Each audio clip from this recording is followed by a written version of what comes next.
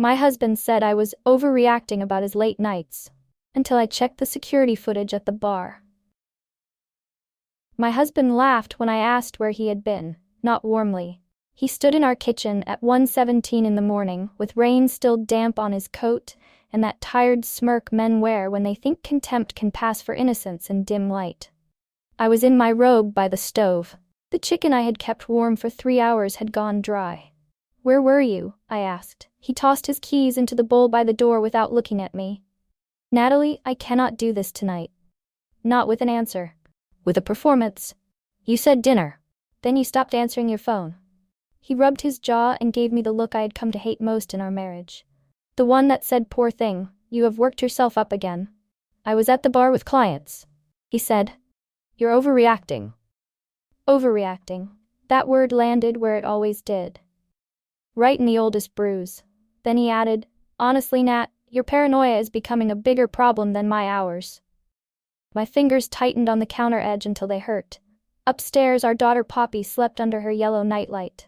Everything in that kitchen looked like a life I had worked hard to keep safe. And there he stood, managing me with tone. Then one detail rose up through the fog and locked into place. The bar he named. Lark's Tavern. My cousin Brooke's husband Gavin owned it, and because of a break-in 2 years earlier, they kept all security footage archived for insurance. I looked at Tyler's face, the easy dismissal, the smug certainty I would go upstairs and question myself instead of him, and felt something inside me go very still. "Okay," I said quietly. He nodded, relieved too early, and headed for the stairs. That was the moment he thought he had won the night. And the exact moment I stopped arguing and started verifying. My name is Natalie Parker. By the time my husband called me overreacting that night, he had spent years teaching me to mistrust my own instincts in small, domestic increments.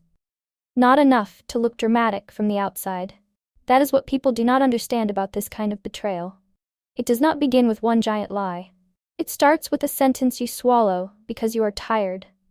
A missed dinner explained away by traffic. A phone turned face down on the table with a kiss on your forehead, as if your discomfort is almost cute. I was 36. I worked part-time at a pediatric dental office so I could be home with our daughter. My husband Tyler Brennan worked in regional sales for a hospitality supply company. He loved reminding people he carried the financial weight of the household, even though I handled the bills, the school forms, the doctor appointments, and 90% of the invisible work that kept our lives running. Tyler was handsome in a polished, slightly overconfident way. He had the kind of corporate charm that looks like warmth until you realize it is performance, calibrated and useful. When we first married, his confidence felt safe. Later it felt like weather. Then it became control. By year 11, his favorite move whenever I noticed something inconvenient was to lower his voice, rub the back of his neck, and tell me I was spiraling. Sensitive. Misreading things, overreacting. I wanted so badly to be the wife who did not leap to ugly conclusions that I became the wife who kept cleaning up after ugly facts. Until Lark's Tavern. Until the footage. Until I saw with my own eyes what Tyler had been doing with my trust. I did not sleep that night. Tyler showered, climbed into bed, and was snoring within 20 minutes. Like the truth had not just walked in dripping rainwater on my floor. I lay beside him staring into the dark, listening to the baby monitor hiss softly from Poppy's room. There is a special kind of loneliness in lying next to a person who has decided your reality is optional. At 6:08 in the morning, I took my phone into the laundry room and called my cousin Brooke Ellison. She answered on the third ring, sounding half asleep and immediately worried. "Natalie? Did Tyler have clients at Lark's last night?" Silence. Then, "What?" I repeated it. Calmly. Too calmly. Brooke and I had grown up together, more sisters than cousins for most of our childhood. She did not answer right away, and that pause told me more than any sentence could have. Finally she said, "Gavin wasn't there late, but the cameras would have been running." "Why?" I leaned my forehead against the dryer and closed my eyes. If I told her too much too soon, it would become real in my mouth before I was ready. Because once you say, "I think my husband is cheating," you cannot tuck those words back and pretend you were just tired. "I need to see the footage," I said. Another pause. Then Brooke's voice shifted, less sleepy, more careful. Did something happen? Yes, she exhaled slowly. Come by around 10. Gavin can pull archived feeds. I thanked her and hung up. Then I stood in the dim laundry room among the baskets and the half-empty detergent bottle and shook for the first time since Tyler came home. Not because I doubted myself anymore, because I did not. And that was the frightening part. Four Larks Tavern looked different in daylight. Less flattering, more honest. The amber bar glow that made it intimate at night was replaced by stacked stools, mop buckets, and the sour sweet smell of stale beer drying into wood. Gavin met me in the back office with Brooke beside him, both trying too hard to look normal. Tell me the time window, he said. Between 9 and midnight. He pulled up the archived footage. Black and white camera feeds flickered into place. Entrance, main bar, corner booths, patio door. Then we saw Tyler. 9:43 p.m. He walked in alone, checked his phone, and smiled. Not his polite sales smile, something softer, more private. The kind of smile people do not know they are making because it belongs to a hidden room in them. 30 seconds later, a woman entered from the side door in a fitted coat and heels that I recognized before my brain finished forming the name. Vanessa Cole, the wife of Tyler's senior regional director. I grabbed the edge of the desk. Vanessa hosted charity luncheons. She sent Christmas cards on heavy cream paper. She stood beside her husband at company dinners, touching his back, like she had invented marital poise. And there she was walking straight toward my husband, like they had done this before. She touched his arm first, then his chest. They disappeared into a back booth. At 10:11, he kissed her. Not quick, not accidental, familiar. My breath left me so sharply that Brooke took one involuntary step toward me. But the footage got worse. At 11:17, a bartender delivered what looked like a flat envelope. Tyler slid it straight into his inside jacket pocket without looking inside. What is that? I pointed at the screen. Gavin frowned. Hard to tell. Could be cash. Could be something else. It did not look like a receipt. It looked arranged. And just like that, I knew this was not going to end with adultery alone. 5. When the footage stopped, nobody spoke for 5 full seconds. Brooke looked pale. Gavin kept one hand on the mouse like if he did not move, time might not resume. I stared at the paused frame of Tyler leaning toward Vanessa, with an intimacy so practiced it made me wonder how many nights I had sat home reheating dinner while he was busy becoming someone else. Then Brooke said, very softly, "Natalie, there is something else." I turned toward her. She looked down at her own hands first. That was how I knew I was not gonna like what came next. "I didn't know for sure," she said quickly. "I need you to hear that first." But I suspected. My ears started ringing. Suspected. That word is a terrible bridge between love and betrayal. It means somebody else was standing near the truth while you were still arranging flowers around the lie. She swallowed. About 3 weeks ago, I saw them together at the hotel bar near the interstate. I told myself it was probably work. I told myself I was being dramatic. Dramatic. Tyler loved that word almost as much as overreacting. "You didn't tell me," I said. Her face crumpled. "I know. There are betrayals that come from malice and betrayals that come from cowardice. Brooke's was the second kind. It hurt anyway." Then Gavin rewound the footage and zoomed in. "The bartender brought the envelope from the office side," he said slowly. Tyler accepted it without any surprise, like he expected it. Keys, copies, cash. My mind moved before my feelings could catch up. Tyler was not just having an affair, he was in the middle of something. And I needed paper before I could prove what that something was. 6. Tyler left for work the next morning in his navy suit and good watch, kissed Poppy's head, called me babe like he was auditioning for Decent Husband of the Year, and drove away. I waited until his taillights disappeared. Then I opened the laptop. Most of our finances ran through one household account I managed, plus Tyler's business expense card he had increasingly kept simplified by handling himself. At the time, I had wanted to see that as efficiency. Now I understood it differently. I pulled 5 months of statements. The pattern started ordinary enough: gas, work lunches, supply purchases. Then I matched dates to the nights Tyler claimed he was entertaining clients. There it was. Hotel bars, parking garages, small cash withdrawals. A boutique wine shop nowhere near his usual route. Rideshare charges at odd hours on nights he supposedly drove home. And twice, payments to a floral studio on the other side of town I had never once received flowers from. Then I found something stranger. 3 transfers under $200 each from our joint account into an account ending in digits I did not recognize. The memo lines were bland: home reserve, misc hold, misc transfer. Tyler knew I seldom questioned small internal moves. I was too busy making sure Poppy had shoes that fit and the pantry stayed full. The amounts were too small to scream theft. That was exactly why they worked. Slow leaks, careful leaks. I built a timeline: charges, dates, Tyler's stories, corresponding footage, nights. I did not cry. I just kept typing and drinking coffee gone cold. At noon, Tyler texted, "Sorry about last night, love you." I replied exactly what a man like Tyler expects from a wife he still thinks he controls. "It's okay. I know work has been intense," he answered with a heart emoji. Relaxed. And I began the inventory. 7 people of the fantasy of dramatic revenge. The truth is quieter and usually more devastating. I did not break into anything. I did not guess passwords. I used the oldest weapon in marriage: the paperwork a careless husband assumes his wife will keep filing without reading too closely. The unknown account appeared again on our mortgage autopay summary, listed as a linked backup funding source, added 2 months earlier to our household infrastructure. Without any conversation, I called the bank calmly, because nothing strategic comes from emotion. I asked routine questions as a joint account holder. The representative confirmed cheerfully, yes, another checking account at the same bank had been connected as a backup transfer source. No, she could not share full details because I was not listed as primary on that account. Not primary. Tyler had opened a separate account, connected it quietly to our financial ecosystem, and never mentioned it once. If it were legitimate, he would have told me. Tyler loved looking competent with money. This was not competence. This was concealment. I hung up and looked out at the backyard where Poppy's swing set stood still in the pale afternoon sun. One pink sandal had been left under the slide from yesterday.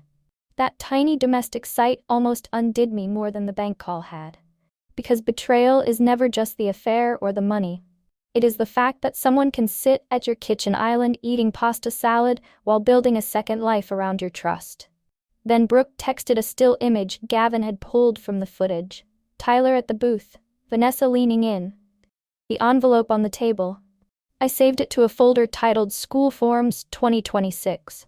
Then I created a second folder, Insurance Docs.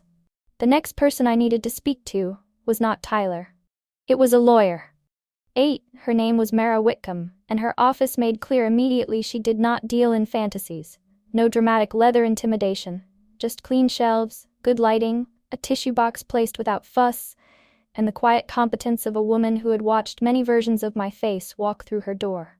I brought a folder. She listened without interrupting, with sympathy before the facts were laid out.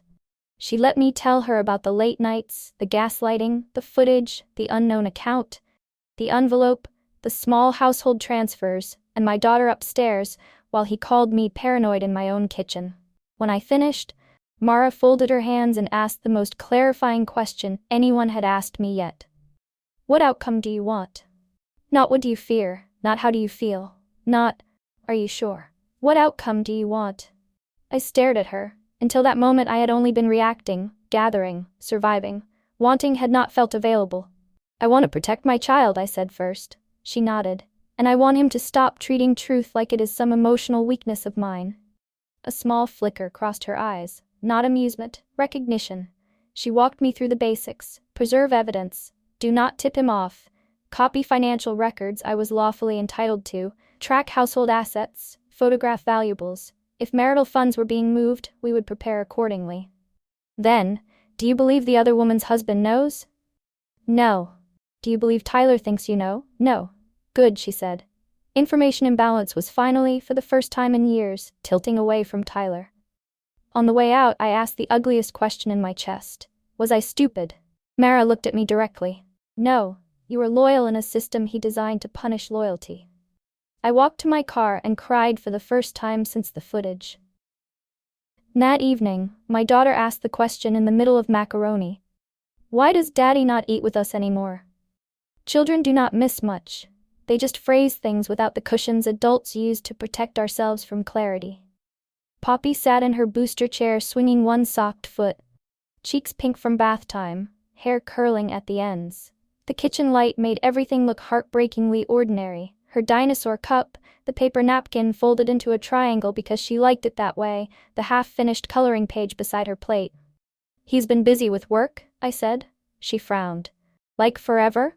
Time, as measured by someone still young enough to believe supper equals love.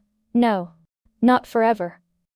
Tyler came home before bedtime for once, carrying grocery store flowers and a small stuffed fox for Poppy. My stomach turned. Performance gift, classic Tyler.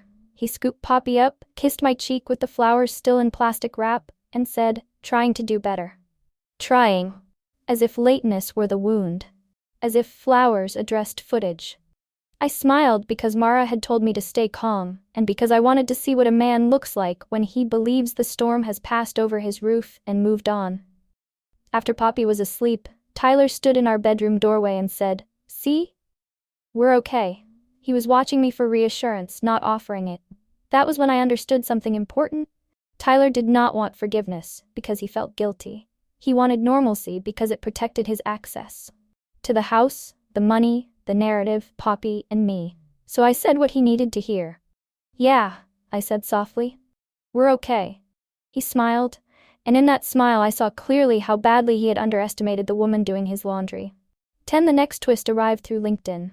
That sounds almost ridiculous, but betrayal often leaves fingerprints in the most ordinary places. I was cross-checking Tyler's claimed work dinners against company event schedules when I noticed a recent update. Tyler had been moved into special strategy initiatives under the direct oversight of Warren Cole. Warren Cole. Vanessa's husband. I stared at the screen until the words blurred. Warren was not just Tyler's senior regional director. He was the man shepherding Tyler's rise inside the company. The man Tyler praised at dinner parties for really understanding his potential. The man whose wife was kissing my husband in a back booth while an envelope changed hands. Suddenly the affair was no longer merely humiliating. It was entangled with his ambition. I dug further. Old company newsletters, event photos, charity gala shots. Tyler and Warren shoulder to shoulder at award dinners. Vanessa in jewel tones beside them both. Corporate respectability polished to a mirror gloss. A memory surfaced. 3 months earlier, after a company holiday dinner, Tyler had come home smelling like expensive perfume that was not mine. When I asked if everyone was hugging goodbye these days, he kissed the top of my head and said, "It's networking season, Natalie, not a conspiracy." Networking season. I pressed my knuckles to my lips, because the cruelty of hindsight can be almost physical. Then Brooke texted. Gavin checked staff notes. Tyler reserved the back booth twice under the name W. Cole. Deliberately vague enough to pass if anyone glanced too quickly. They had not stumbled into each other. They had a system. And whatever was in that envelope might be money, access, or professional favors moving through a door no one was supposed to see. I added a new column to my spreadsheet, professional overlap, and the story changed again. 11. Every marriage has witnesses. Not dramatic ones. Just friends who noticed, neighbors who heard, and people who exchanged a look and then looked away because touching someone else's marriage feels like reaching toward a hot stove. Mine came from Leah Mercer, a friend from preschool pickup who also did freelance event styling for several hotels Tyler's company used. Leah seemed breezy until you realized she missed almost nothing. We met for coffee. I told her I needed advice on a school fundraiser theme. That was my lie. I hated wrapping truth in centerpiece ideas, but I needed to know what she knew before I revealed what I knew. Halfway through our lattes, I asked casually whether she had ever seen Tyler at the Ashbury Hotel on Thursday nights. Her face changed, not wildly, just a tiny flinch around the mouth.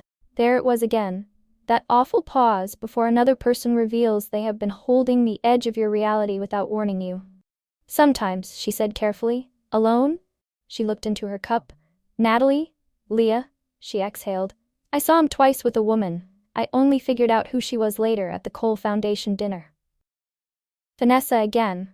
Gliding through another room I had not known to watch. Why didn't you tell me? Leah winced. I wasn't certain. I didn't want to blow up your life based on one look across a lobby. Cowardice dressed as caution, it still hurt. Then she added something useful. I saw them arguing once. He looked stressed. She looked angry. Not romantic angry. More like she expected something from him he hadn't delivered. A bad arrangement. I went very still, because bad arrangements leave bills. And bills leave paper. 12. The first time you inventory your own home for a possible divorce, something inside you splits. There's the woman who chose the couch, folded the towels, bought the mixing bowls, and believed the rooms meant something shared. Then there's the woman walking through those same rooms with her phone, photographing lamp bases and serial numbers and heirloom jewelry, like she is casing a property she once loved. I waited until Tyler left early for a client breakfast. Then I went room by room.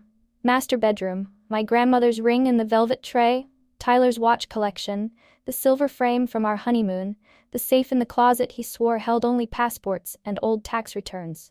Living room, the sectional, the television, the rug I bought with my freelance bonus 2 summers ago.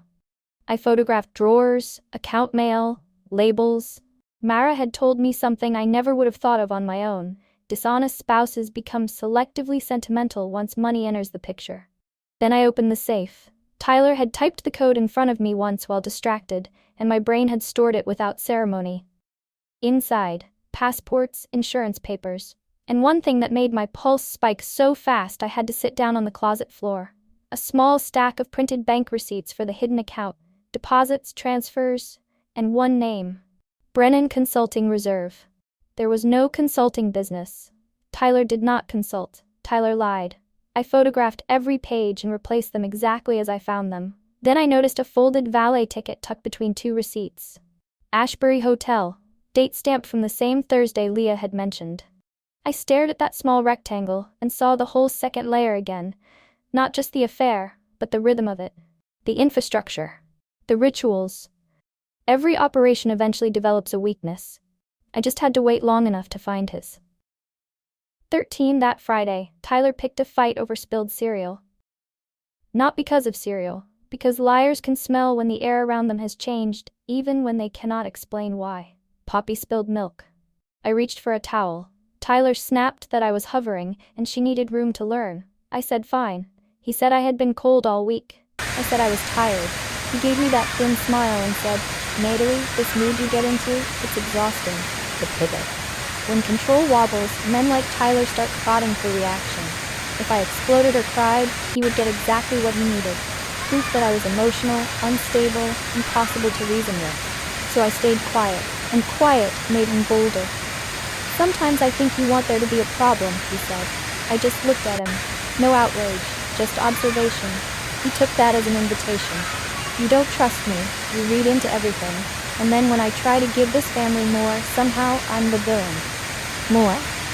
That word was almost funny, given that I had spent 3 days discovering exactly how much of our family's resources were being quietly redirected into his private life. Poppy looked between us, with her little brows pulled together. I stood up immediately and said lightly, "Sweetheart, finish your orange juice, I'll go pack your library book." Then I walked out because one of the most useful things Mara told me was this: never let a manipulator choose the battlefield. Later, Tyler cornered me near the mudroom and softened his voice. "I hate when you shut down." "I'm fine," I said.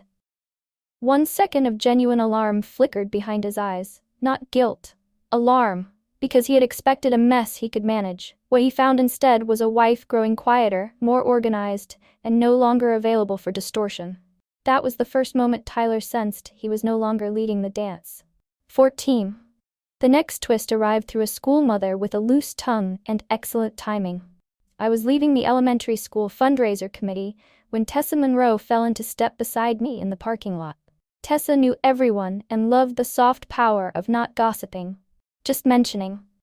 Normally I avoided her with the care one reserves for open candles near curtains. That day I let her talk. She mentioned the Cole Foundation gala from 3 months back, said Vanessa's gown had been stunning, then added casually, "Funny she and Tyler seemed so friendly even before Warren started backing him at work." I stopped walking. "What do you mean before?" Tessa blinked, suddenly aware she had stepped on something alive. "I just assumed you knew. Tyler did private event work with Vanessa last year, didn't he? He was at planning dinners all the time." Planning dinners. Tyler had never done event work. He sold hospitality supply packages. He was not a fundraiser or gala coordinator. I smiled just enough to keep her talking and asked innocent questions. What kind of planning? Where? The details came out blurry, but useful. Tyler had been seen with Vanessa months before his promotion, before the special strategy role, before the late nights became relentless. So the affair did not grow out of the promotion. The promotion may have grown out of the affair or out of whatever arrangement sat beneath it. I drove home with that thought pulsing. Then I pulled the gala date against our bank records and found 2 more hotel charges from that planning period, each followed by small transfers into the hidden account. I built another line in the spreadsheet. Overlap begins before promotion. By now the document was less a list than a map. Not just of betrayal, but of sequence. And sequence mattered.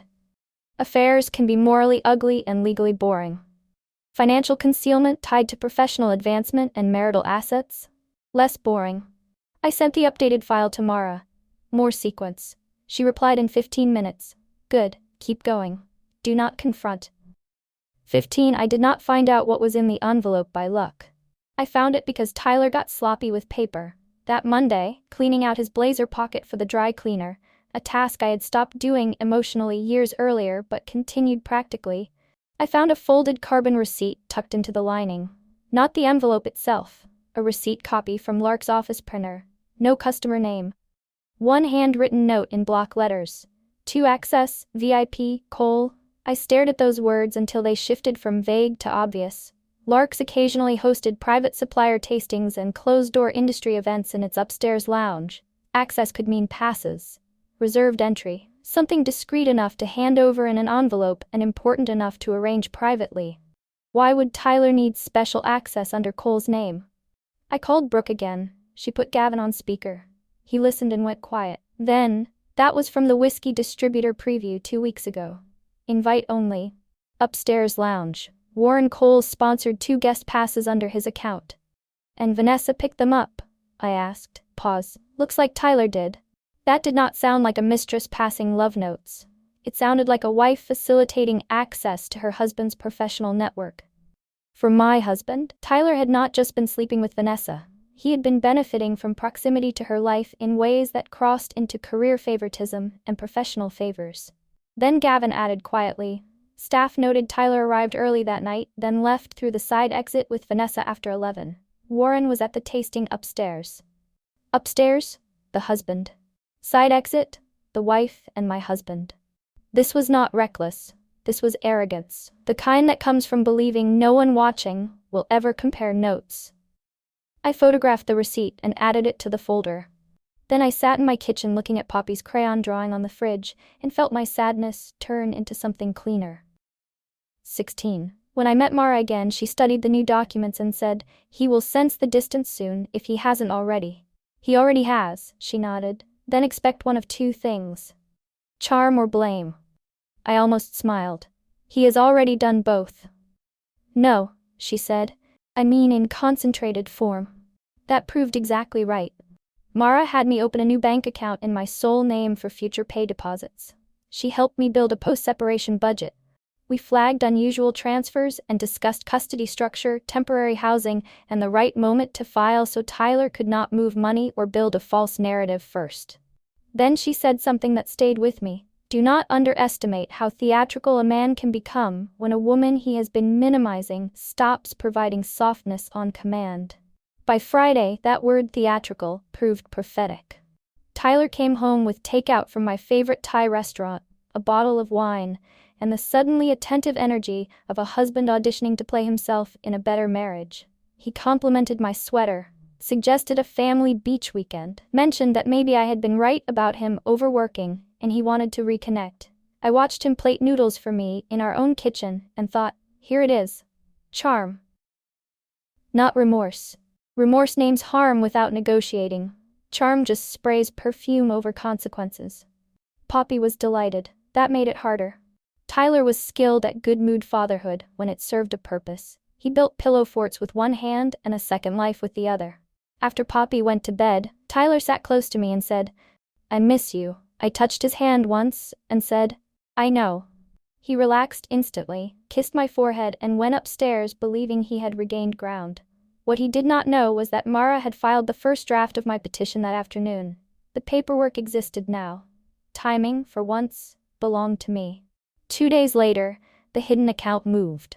Not through some dramatic alert, through the mailbox. A paper notice arrived from the bank addressed to Tyler with a bland heading about account service preferences and backup threshold adjustments. He had not opted out of paper notices fully. Careless again. The document did not show a balance, but it confirmed 3 recent withdrawals large enough to trigger a settings review. Large enough. My stomach tightened. Tyler was moving money. Maybe because he sensed pressure.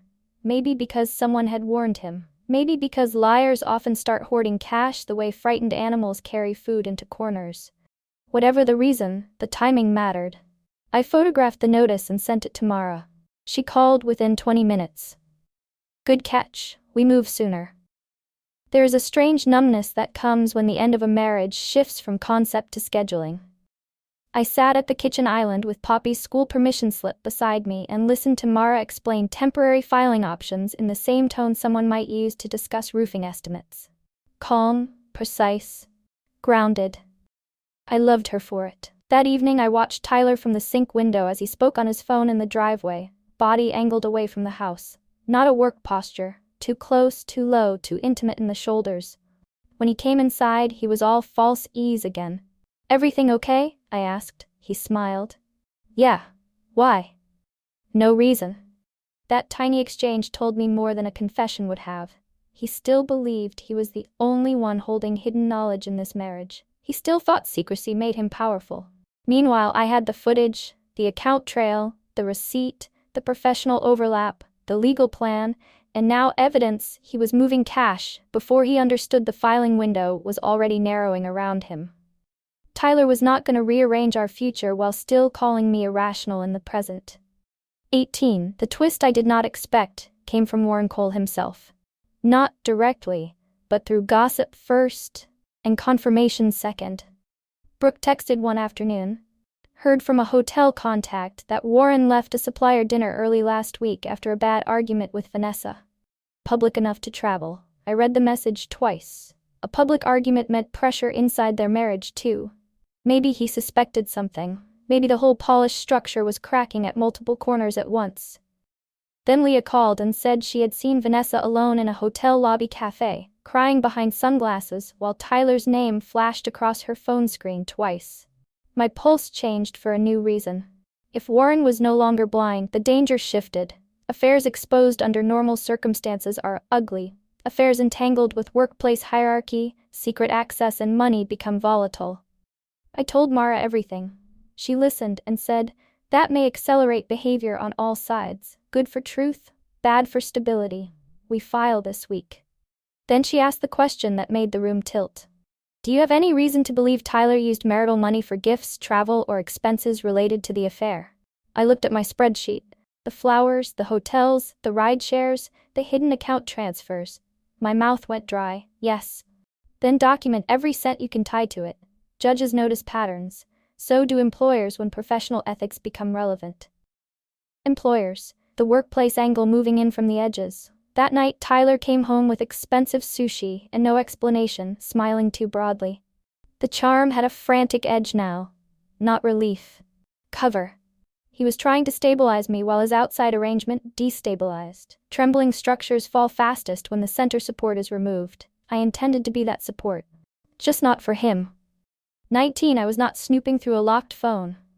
I was moving Tyler's laptop to make room for Poppy's craft project when a chat preview bloomed in the corner of the screen.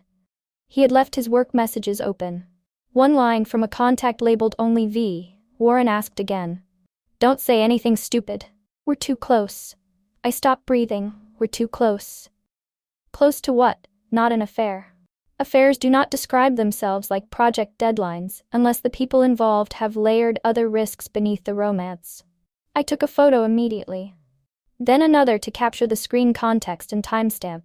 I did not click into the full thread. I did not touch anything else. Mara had drilled that into me. Observe lawfully, preserve carefully, never tamper. But one preview was enough to ignite my thinking. Warren asked again. Asked what?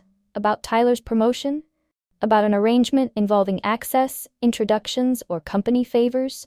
Suddenly the envelope, the event passes, the hidden account, and the hotel arguments all lined up under a darker possibility. Tyler and Vanessa may have been doing more than having an affair. They may have been leveraging each other. Tyler for access up the professional ladder. Vanessa for whatever she was chasing outside her polished marriage. And now Warren was asking questions. Questions are the enemy of secret systems. I sent the photo to Mara. She replied almost instantly. Excellent. Save. We file tomorrow morning. Say nothing tonight. Tomorrow morning. After all the weeks of doubt and then days of gathering, there it was at last. The date where my private knowledge would become formal legal action. Tyler came home late, kissed my cheek, and asked if I had paid the summer camp deposit. I said yes. He thanked me without looking up from his phone. That night I lay awake listening to the clock tick. Tomorrow Tyler would still think he was managing me. Tomorrow that would stop. 20. The morning Mara filed, Tyler texted at 10:12. Crazy day. Might be late. Don't wait up. 3 minutes later, Leah called. Are you sitting down? No greeting, no patting. I sat. She had been on site at one of Tyler's company hotel partners for an event install when word began moving fast through the executive wing. Warren Cole had requested an internal ethics review over improper vendor access and personal conflicts of interest. No names announced publicly yet. But Vanessa had left the building in tears, and Tyler had been pulled into a closed-door meeting. I felt the air shift around me. Not triumph, not yet. More like the sound of multiple tumblers clicking into place inside a lock. Warren knew enough to protect himself, or enough to be genuinely furious. Either way, the system Tyler had relied on was no longer quiet. I thanked Leah, hung up, and stared at the divorce filing confirmation Mara had emailed an hour earlier. There it was. Marriage becoming a case number, lies becoming a timeline, my private survival plan becoming something the world could now act on. By afternoon, Brooke had another piece through Gavin. Vanessa had canceled a private dinner reservation she and Tyler used once a month under rotating names. Not rescheduled. Cancelled. The arrangement was cracking. That evening Tyler came home near midnight. Face gray with stress, shirt wrinkled, tie missing, eyes bright the way adrenaline makes liars look briefly honest by accident. Long day? I asked from the kitchen. He stared at me like he was calculating something. Yeah. A real mess at work. He braced both hands on the counter. There may be some political gossip coming, people pointing fingers. Gossip. Men in trouble always downgrade consequences into gossip when the facts have not formally arrived yet. I nodded calmly. That sounds hard. He searched my face for alarm or comfort. I gave him neither. He looked unsettled. Good. A process server was already scheduled. 21 Mara arranged the service for after work. Not at home. Not in front of Poppy. The process server met Tyler in the parking lot outside his office building at 5:34 that evening. I know the exact time because Mara texted me confirmation. Service complete. 2 words. My whole body went cold and light at once. Then my phone rang. Tyler, I let it ring out. Then again. Then a text. What the hell is this? Another. Natalie, call me now. I did not. Mara had prepared me for this.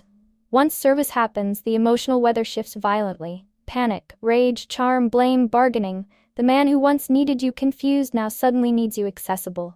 I picked Poppy up from Brooke's house, drove home, made grilled cheese, supervised bath time, and kept my phone face down on the counter while Tyler unraveled in text bubbles. You blindsided me. After everything I do for this family, you're making a huge mistake. Then, my personal favorite. If this is about me working late, you are absolutely overreacting. There it was. Even with legal papers in his hand. Even after all the footage, the hidden account, the messages, the lies. Overreacting. I laughed. Not because it was funny, but because some forms of arrogance survive well past reason. He arrived home just after 8. My brother Caleb was there, supposedly helping me install shelves and staying for dinner. Tyler walked into a house full of grilled cheese smell and cartoon noise from the living room with another grown man at my kitchen table. He looked at the papers on the counter, then at me. You filed for divorce? Yes. Because I've been busy? I said nothing. That silence cost him more than any accusation would have. Caleb stood slowly, not aggressive, just present, and said, maybe not tonight. Tyler grabbed an overnight bag and left before Poppy came downstairs for dessert. As the front door shut, I felt something I had not felt in years. Not happiness. Air. The next morning, the story widened. Not publicly, privately first, which is how truly dangerous collapses always begin. Mara called to say Tyler's attorney had already made contact, fast and defensive, fishing to learn whether I had misunderstood work relationships. That phrase alone told us they knew the workplace angle was live and were trying to shrink it before it became expensive. Then Brooke forwarded a message from a mutual hotel contact. Vanessa had hired her own attorney and left the marital home. Left. No reconciliation performance. No stand-by-your-man posture. She had chosen herself. Part of me wanted to hate her cleanly. I did hate what she had done. But another part understood the brutal logic. Vanessa was not leaving because she had found her conscience. She was leaving because the structure had collapsed and she intended to save herself first. That is exactly the kind of person Tyler would choose as a partner. Then the real news came. Leah called, breathless. Warren suspended Tyler, not fired, suspended pending review. But more than gossip, more than whispers. Formal consequence. Expense anomalies, event access records, and communication irregularities had forced the company's hand. Maybe Warren was protecting himself. Maybe he was enraged. Maybe both. I did not need to know which. Tyler had spent years treating my questions as the unstable thing in the room. Now his employer was asking its own. That afternoon, Tyler emailed, not texted, requesting to discuss a path forward that protects everyone. Protects everyone. The language of men who have just understood consequences but still believe women are responsible for cushioning them. Mara handled the reply with 4 words. All communication through counsel. Just like that, Tyler lost direct access to me. No more kitchen performances, no more forehead kisses over rot. And the hidden account had one last truth left in it. One that would matter most in the settlement. 23. Forensic financial review sounds grander than it actually feels. Mostly it is hours of bank records, PDF statements, transaction codes, and your own stunned face reflected in a laptop screen, while you realize how carefully someone shaved pieces off your shared life and called it management. Mara's accountant found it in less than a day, once formal disclosure requests were moving. The hidden account Tyler had opened in his name alone had been seeded not with bonus money or consulting income, because there was no consulting income, but with transfers from our joint tax refund, portions of my freelance deposits, and one reimbursement check from my mother after she repaid us for a family plane ticket I had originally covered. My money. Not metaphorically. Literally. He had skimmed from our household, from me, from funds I had earned and tracked, and moved them into an account he later used for hotels, gifts, and whatever else propped up the affair and his private plans. I looked at the printout and felt a strange stillness spread through me. Infidelity injures the heart, but theft clarifies character. Tyler had not just wanted excitement or escape. He had wanted those things financed partly by the woman he was teaching to doubt herself. That kind of cruelty strips away every remaining excuse quickly. Mara was almost grimly satisfied. This helps, she said. Misuse of marital funds, concealment, pattern, traceability. She began talking settlement, reimbursement arguments, temporary support, and custody structure. I listened and took notes and realized I had crossed into a new kind of womanhood, the one where heartbreak gets translated into structure before it can turn you soft toward the wrong person again. That evening, Poppy asked if Daddy was on another trip. I held her close and told her gently that Mommy and Daddy were going to live in different houses for a while. She cried. I held her. And I understood the moral center of the story with a clarity that almost glowed. 24. The suspension became termination 8 days later. No grand public announcement, just a formal letter citing conduct inconsistent with leadership standards, conflicts of interest, and expense irregularities under review. Tyler forwarded it to his attorney before I ever saw it. But by then, most people in our orbit had heard some version through the quiet pipelines that respectable communities build for dealing with disaster. The man who once stood in my kitchen insisting his career pressure justified everything had just lost the career he used as both his shield and his weapon. I should tell you I felt victorious. The truth is more complicated. I felt satisfied, seen. vindicated in a way that settled deep into my bones. But what I mostly felt was finished. Finished with wondering whether I had imagined any of it. Finished with the way Tyler's confidence once made me second-guess the evidence of my own life. Finished with being cast as the emotional one while he conducted private negotiations with my dignity, our money, and his employer's trust. He tried one last performance through counsel, regret, stress, poor choices, hope for civility. Mara sent back a crisp legal response that should be framed in museums for women leaving manipulative men. We would remain civil for the sake of the child. We would not be minimizing facts. We would proceed accordingly. Proceed accordingly. There is real poetry in paperwork when it finally lands on the right neck. Poppy adjusted faster than I feared and slower than I wanted, which is probably the truest thing I can write about children and divorce. She liked my new apartment because the window in her room caught the moon. Caleb helped build her bed. Brooke brought lasagna and an apology I accepted without romanticizing it. Leah sent flowers with no card, which I appreciated more than words. Tyler had lost the job that made him feel superior. The woman he thought made him desirable had left. The hidden money had become evidence. The marriage he treated like a safety net had become a case file. 25. 6 months later, I stood in my own kitchen again, different house. Smaller, brighter. Poppy's art held up on the fridge with magnets I had chosen myself. A basil plant in the window actually staying alive. Music playing low while pasta boiled and no one was due home late with contempt in his voice and someone else's perfume on his shirt. That was the real victory. Not that Tyler lost his job. Not that the affair collapsed. Not that marital funds were traced and addressed in the settlement. Not even that a judge saw clearly enough to put structure where chaos used to live. The real victory was this. I no longer needed a man who lied to me to confirm whether my instincts were valid. I trusted myself. That sounds small until you have lived years inside someone else's distortion. Until your questions have been called moods, your clarity called paranoia, your pain called overreacting, your loyalty used as cover, and your labor used to stabilize the very home someone was betraying from inside. Tyler thought his greatest advantage was my desire to be fair. He mistook fairness for blindness.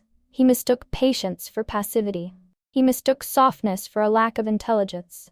And because he believed all that, he got sloppy. He named the wrong bar. He left the wrong receipt in his jacket. He built the wrong account. He chose the wrong woman. And he kept using the same tired word, overreacting, until it became the sound of his own undoing. Poppy is okay. More than okay, most days. 2 homes now. One mother who no longer flinches before asking a direct question. I work more, I sleep better, I laugh without checking the room first. And Tyler? He exists somewhere outside the edges of the life I rebuilt. No begging, no dramatic final confrontation, no redemption arc, just consequences, distance, and the clean peace that comes when a woman stops arguing with what she already knows. When someone trains you to doubt your own eyes, do not spend your life trying to become easier to deceive. Check the footage. Then build a future so honest it never needs dim lighting again.